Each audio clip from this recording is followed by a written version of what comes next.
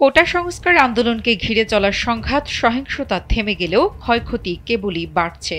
আন্দোলনে শুধুমাত্র রাজধানী ঢাকাতেই ৯০টি জায়গায় করা হয়েছে অগ্নিসংযোগের ঘটনা।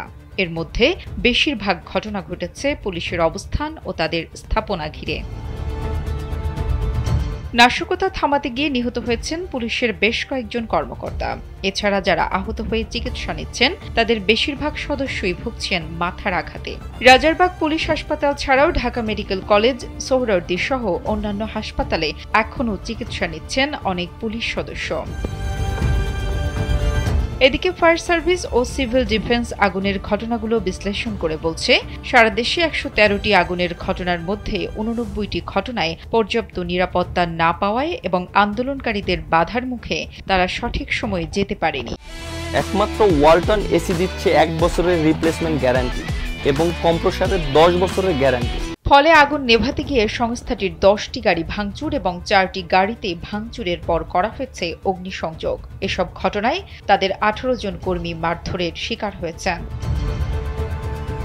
জানা গেছে, কোটা সংস্কার আন্দোলন ঘিরে বিক্ষোভ ও সহিংসতায় সারা দেশে পুলিশ, র্যাব, বিজিবি ও আনসারের ৩১৩টি স্থাপনায় হামলা ও অগ্নিসংযোগ হয়েছে। ভাঙচুর করা হয়েছে তাদের সাঁজোয়া যানসহ ৪ বাহিনীর প্রায় ৩০০টি গাড়ি। ১৫ থেকে ২২ জুলাই এই ৮ দিনে ঘটেছে এসব ঘটনা। চলমান এই সহিংসতায় আহত হয়েছেন ৪ বাহিনীর মোট ১৩৮১ সদস্য।